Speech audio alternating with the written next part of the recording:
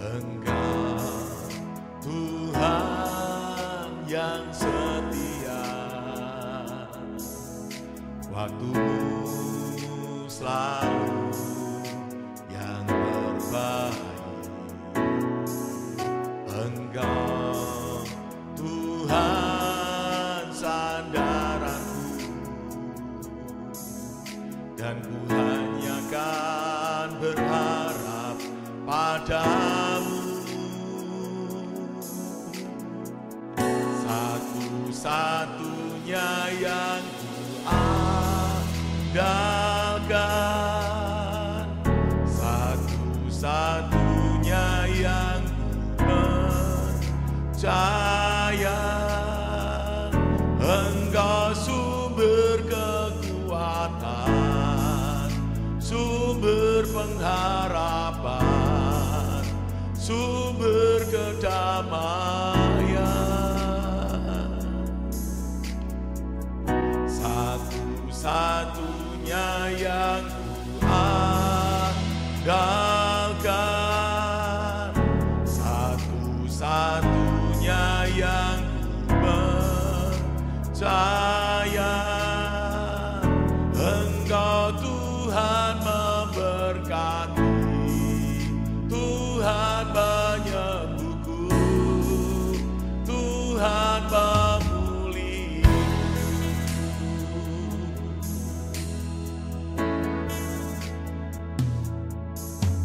Engkau Tuhan yang setia,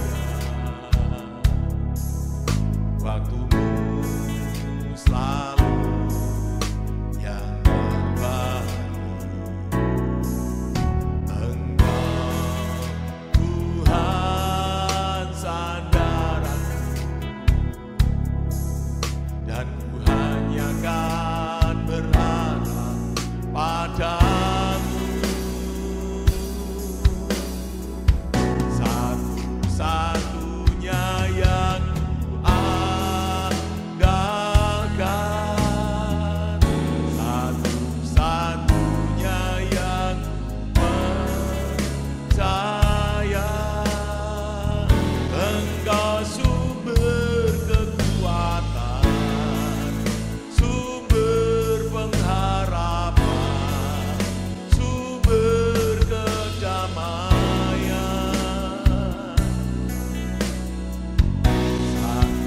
Satu-satunya yang ku andalkan, satu-satunya yang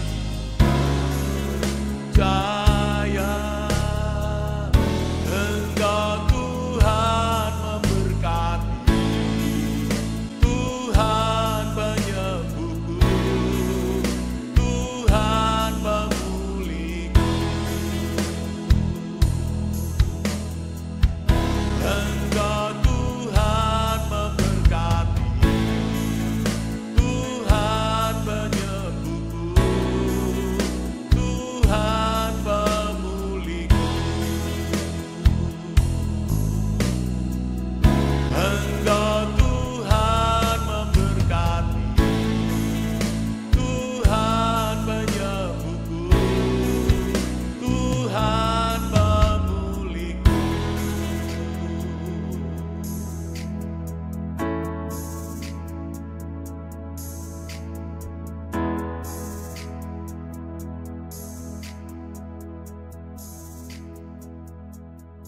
Salam, selamat pagi Bapak Ibu Saudara sekalian yang saya kasih dalam Tuhan Yesus Kristus. Saudara-saudara yang ada di rumah masing-masing, ya. Pagi hari ini kita tahu ya bahwa gereja kita itu punya tim ekonomi kreatif. Nah, tugas mereka adalah berbisnis, keuntungannya untuk membantu keuangan gereja. Gitu. Kita tahu bahwa keuangan gereja itu sangat minim sehingga mereka boleh bersama-sama mereka berusaha. Ya, mereka menjual sembako dan lain sebagainya, dan Bapak Ibu juga bisa menolong membeli ya, dan keuntungannya itu masuk gereja. Nah, Bapak Ibu Saudara juga belum lama ini kita juga mengadakan seminar namanya Ekonomi Kerajaan Allah, ya, yang dilayani oleh Bapak Dr. Roni Wijaya dari Semarang. Ya, kita diajar bagaimana kita ini berbisnis yang benar, dengan cara yang benar, dengan cara yang berkenan, ya seperti apa yang Tuhan Yesus mau begitu, ya. Supaya kita bisa punya bisnis, bisa maju, tapi dengan takut akan Tuhan, dengan jujur, bisa memberkati orang lain juga.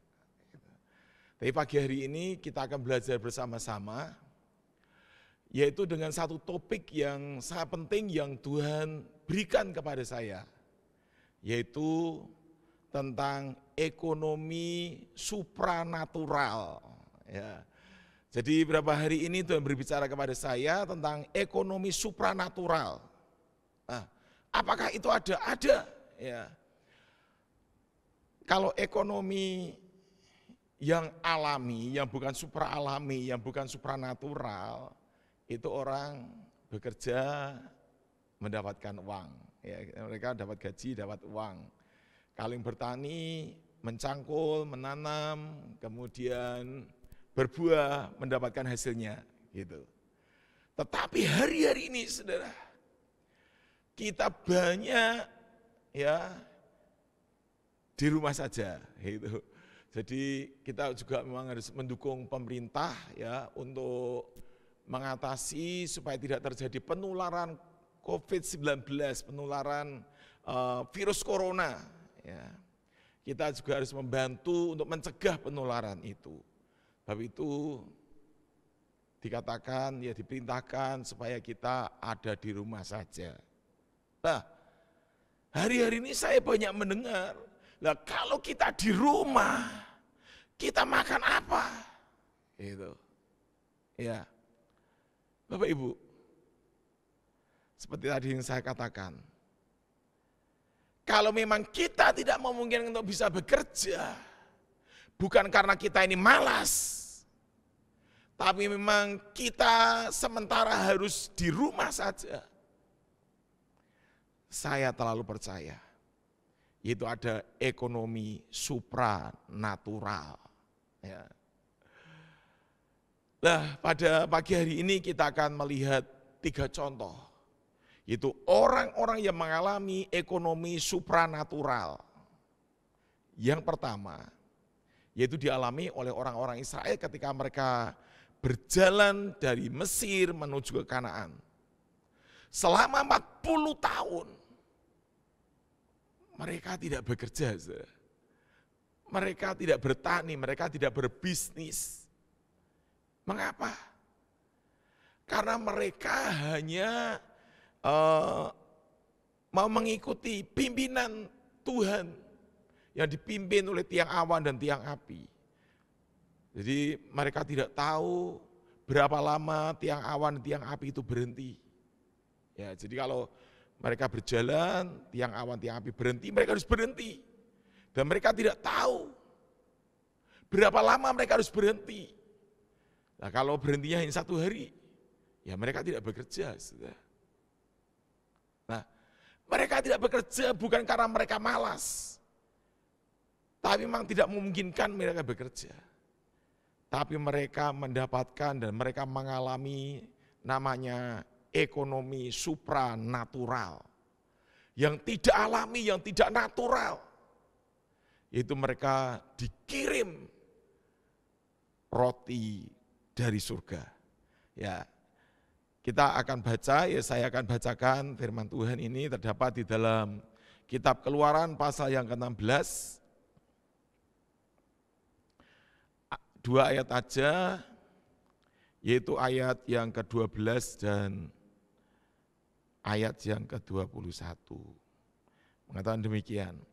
Aku telah mendengar sungut-sungut orang Israel, katakanlah kepada mereka, pada waktu senja kamu akan makan daging, dan pada waktu pagi kamu akan kenyang makan roti. Maka kamu akan mengetahui bahwa akulah Tuhan Allahmu. Ayat selanjutnya,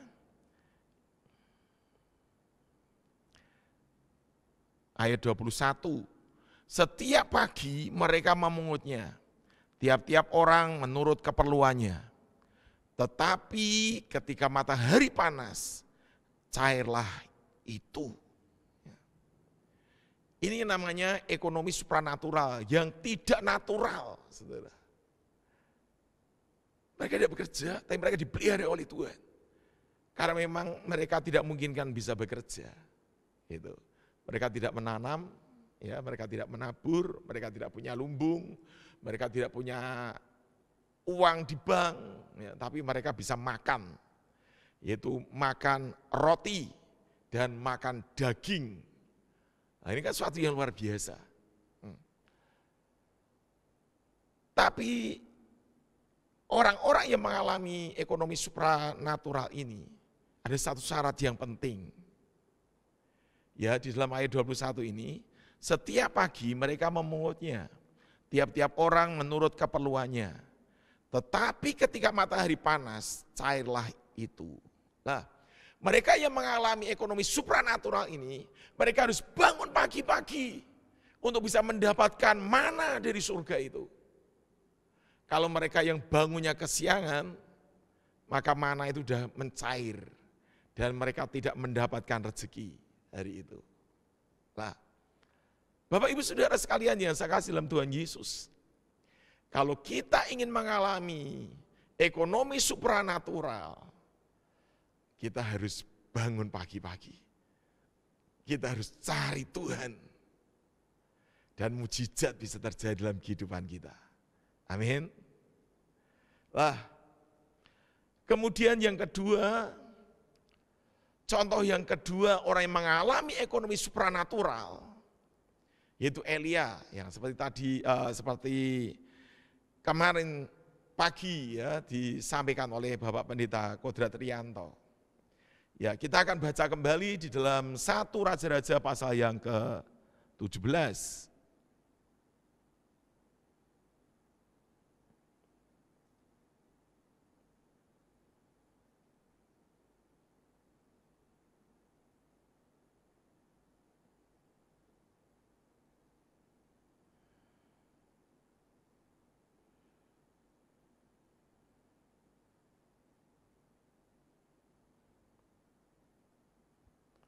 Satu Raja-Raja pasal yang ke-17 ayat 3 sampai ayat yang ke-6 saja.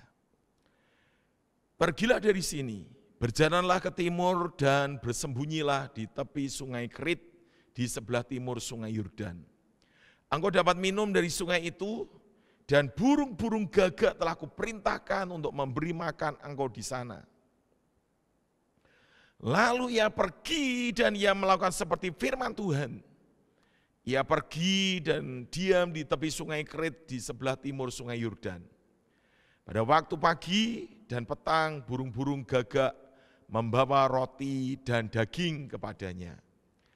Dan ia minum dari sungai itu. Nah, yang kedua ini adalah Elia. Elia juga di lockdown, saudara. Elia bersembunyi di pinggir sungai Kerit. Elia tidak bekerja, tapi Elia dikirim makanan oleh Tuhan lewat burung-burung gagak, roti dan daging. Elia tidak kelaparan, Elia tidak kehausan, karena Elia mengalami namanya ekonomi supranatural. Jadi mendapatkan berkat, mendapatkan makanan bukan karena jerih lelah, tapi karena anugerah dan berkat Tuhan secara supranatural. Tapi bagaimana Elia ini bisa mengalami ekonomi supranatural? Kita tahu, saudara. Yakobus menuliskan tentang kehidupan Elia. Di dalam kitab Yakobus pasal ke-5, tidak usah dibaca, kita udah hafal. Bahwa Elia adalah manusia biasa seperti kita. Tapi Elia telah bersungguh-sungguh berdoa. Lah, Elia mengalami hal yang supranatural dalam kehidupannya. Termasuk berkat-berkat secara ekonomi, secara natural. Mujizat-mujizat yang luar biasa. Karena Elia telah bersungguh-sungguh berdoa.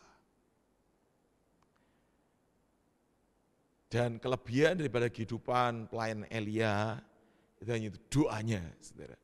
Dia manusia biasa seperti kita. Nah, kita perlu belajar oleh kehidupan yang bersungguh-sungguh berdoa seperti Elia ini. Supaya di hari-hari yang sukar, di hari-hari yang sulit seperti ini, kita boleh mengalami namanya ekonomi supranatural. Amin. Ya. Kemudian yang ketiga, siapa yang mengalami? Contoh yang ketiga, yaitu orang yang mengalami ekonomi supranatural. Yaitu orang-orang yang mengikuti Yesus dengan rasa lapar dan haus akan Dia. Kita akan buka di dalam Injil Yohanes pasal yang ke-6.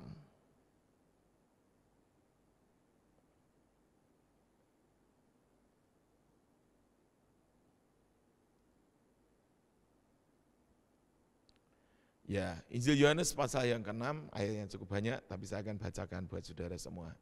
Judulnya Yesus memberi makan 5.000 orang. Sudah itu Yesus berangkat ke seberang danau Galilea, yaitu danau Tiberias. Orang banyak berbondong-bondong mengikuti Dia, karena mereka melihat mujizat-mujizat penyembuhan yang diadakannya terhadap orang-orang sakit. Dan Yesus naik ke atas gunung dan duduk di situ dengan murid-muridnya. Dan Paskah, hari raya orang Yahudi sudah dekat.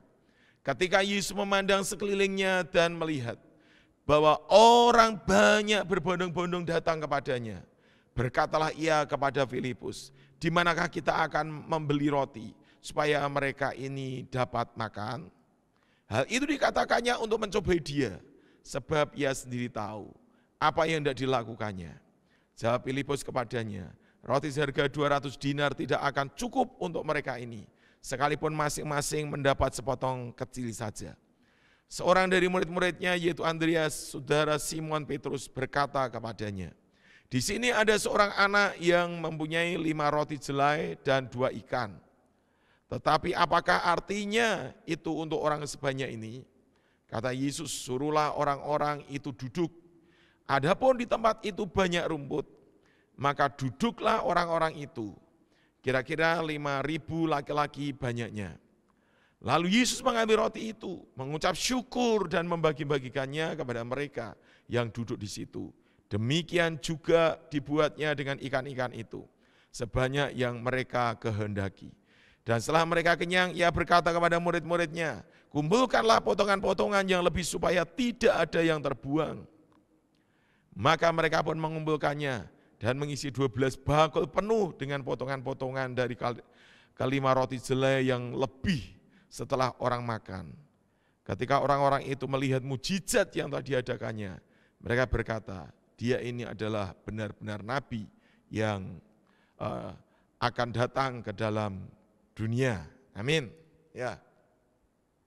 Contoh yang ketiga, orang-orang yang mengalami ekonomi yang supranatural adalah orang banyak yang mengikut Yesus, yang berbondong-bondong mencari Yesus dengan rasa lapar dan haus untuk mendengarkan sabdanya, untuk hidup dekat dengan Dia. Ini adalah perkara supranatural. Kalau 5 roti dan 2 ekor ikan itu bisa dimakan oleh anak kecil itu habis. Tapi dikatakan 5.000 orang hanya laki-laki saja. Kemungkinan bisa 15.000 atau lebih, termasuk wanita dan anak-anak. Inilah namanya ekonomi supranatural. Bapak Ibu Saudara sekalian yang dikasihi Tuhan, mengapa mereka bisa mengalami ekonomi supranatural ini? Karena sebenarnya memang tidak memungkinkan mereka bisa makan. Mereka sudah malam, jumlahnya terlalu banyak. Sekalipun punya uang untuk beli, mungkin rotinya juga tidak ada. Tapi mereka ini adalah orang-orang yang memiliki rasa lapar dan haus akan Tuhan. Mereka adalah orang yang mengejar Tuhan dalam hidup mereka. Seketika mereka lapar, mujizat terjadi. Ada ekonomi supranatural. Nah, Bapak Ibu Saudara sekalian yang saya kasih dalam Tuhan Yesus Kristus. Mungkin hari-hari ini kita mengalami banyak hal yang rasanya tidak mungkin kita bisa mendapatkan berkat. Mungkin rasanya tidak mungkin untuk kita bisa makan. Dan ini terjadi di mana-mana, banyak orang yang mengeluh. Sekali punya uang, tapi barangnya tidak ada untuk dibeli. Gitu. Tapi Alkitab memberitahukan kepada kita, firman Tuhan memberitahukan kepada kita, kalau tidak memungkinkan secara manusia, kita mendapatkan rezeki. Tapi di dalam Tuhan Yesus, segala sesuatu menjadi mungkin. Dan saya mengalami, saudara. Saya mengalami seperti apa yang dikatakan firman Tuhan itu. Jadi saya sudah tidak takut, saya tidak khawatir. Tuhan Yesus juga berkata, jangan khawatir tentang apa yang kamu makan, jangan khawatir tentang apa yang kamu minum. Tapi yang penting carilah kerajaan Allah dan kebenarannya, maka semua itu akan ditambahkan kepadamu. Bapak Ibu Saudara, kalau tidak memungkinkan kita bekerja, mungkin sementara kita menjadi pengangguran di rumah, tapi percayalah bahwa firman Tuhan itu iya dan amin. Firman Tuhan adalah kebenaran. Kalau itu terjadi pada masa yang lalu, masa sekarang pun juga bisa terjadi. Jadi orang percaya tidak perlu khawatir tentang apa yang akan dimakan dan apa yang akan diminum. Percayalah, ada ekonomi supranatural. Amin. Tuhan memberkati kita semua. Mari kita akan berdoa bersama-sama. Bapa di surga, pada pagi hari ini kami datang kepadamu, kami bersyukur untuk setiap firman-Mu yang Kau berikan pada setiap kami. Kami percaya kalau ini Kau tulis, ini adalah kebenaran dan bisa terjadi. Sebab itu kami tidak takut, kami tidak khawatir. Kami percaya kami dipelihara oleh Tuhan. Dan Kau memberkati seluruh jemaat Tuhan yang ada di Gia Sindori ini khususnya. Dan juga jemaat-jemaat yang lain. Tuhan memberkati secara supranatural. Sehingga tidak ada yang kelaparan, tidak ada yang kehausan. Semua diberkati Tuhan. Sekalipun tidak memungkinkan mereka bisa bekerja. Tapi ada Tuhan yang bisa mengirim roti, yang bisa mengirim daging, yang bisa mengirim apa yang menjadi kebutuhan kami semua. Terima kasih Tuhan. Kami menyerahkan setiap kehidupan kami sepanjang hari ini ke dalam tangan kuasa-Mu. Di dalam nama Tuhan Yesus, kami bersyukur dan kami berdoa. Haleluya. Amin.